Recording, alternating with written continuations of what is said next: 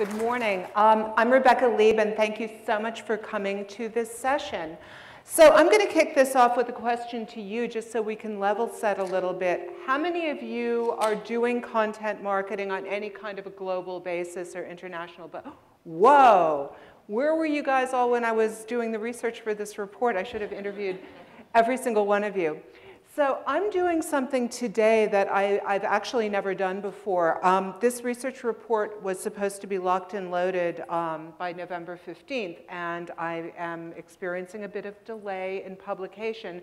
So for the first time, although I have concluded all the research, I am presenting research that is in progress. I have not actually written and published the report yet, so you're going to see work in progress.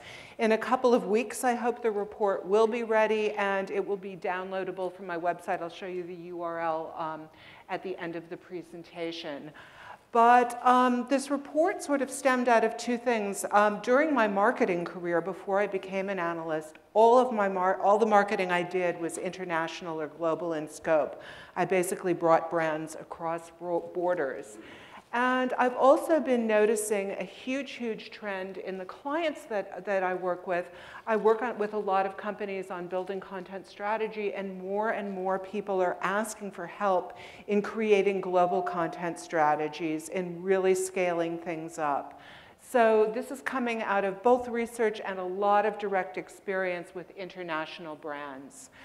And part of the challenge of this is telling stories that are going to resonate. If you want to learn about a culture, you have to learn about their stories. And if you want to change the culture, you have to change those stories.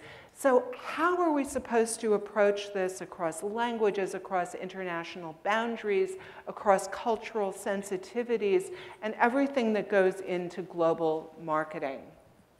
So this is a little bit about what I want to talk to you today, the goals and challenges that I'm hearing global content marketers say that they're facing. And then the PPT thing that really came up a lot, people, process, and technology. These are really the core sort of foundational, what's that word, like when you have a tripod, the three legs of the stool that global content strategy is standing on. And finally, the best practices and recommendations that I've extracted from interviewing a couple dozen global content leaders, mostly at very significantly large enterprises. So what goals and challenges are content? Oh yeah, first the definition slide, because you really can't talk about a topic until we all have some sort of agreement or alignment around the topic that we're addressing. So global content strategy exists when content's importance is evangelized enterprise and worldwide. Content is shared and made accessible. This is a huge, huge pain point. Creation, collaboration, and creativity are encouraged, and content flows up and downstream as well as across different regions. Getting content to move, getting content to socialize, getting people to work together and to share stuff is really, really hard. I'm sure a lot of you who work on the East Coast with the West Coast know about some of the barriers there. When you start adding a 24-hour clock and lots of people and languages into the equation, it can get really, really difficult. I talked to David Beebe, who heads up content marketing at Marriott, who made a really salient point. Marriott's eyeballs, Marriott's audience, the people that their content marketing and their content initiatives reaches is much larger than any publisher out there. And when he says publisher, he doesn't just mean newspaper or magazine, he means movie studio, because Marriott is producing actual feature films for their audience. So brands have become publishers, they've become content producers on scales that are larger than, say, Time magazine was during its heyday. There are literally brands that publish more content now on a daily basis than a magazine like Time or Newsweek or Life did back in their heyday on a weekly basis. Yet, guess what? Brands really aren't supposed to be publishers or studios. Brands are supposed to be hotels or manufacturers or all those other things that they do for a living. So when I spoke to marketers and I said, what are your biggest challenges as a global content marketing leader? What do you wake up every day and really have to deal with that doesn't settle down, that's like a game of whack-a-mole, it's a continual problem? Creating a strategy came up very, very often. One of the questions that I asked marketers, I asked two questions. Do you have a content strategy? And do you have a global content strategy? Of a couple of dozen very senior executives at very international organizations I spoke to, very few answered yes to both questions, which I thought was really, really interesting. Secondly, they're having trouble evangelizing and socializing their strategy when they do have a strategy. There are regions that have their own ideas of how things need to be done. There are different layers of leadership that don't necessarily buy in completely to the strategy. So this idea of evangelization, communication, and buy-in can be an overwhelming hurdle. Change management is something that nearly every single person I spoke to said was a hurdle. They see themselves as change managers even if their organization doesn't necessarily take the same view of a content operation being part of a change management initiative. Then there's the people, processes, and technology piece that we're going to talk about in more detail.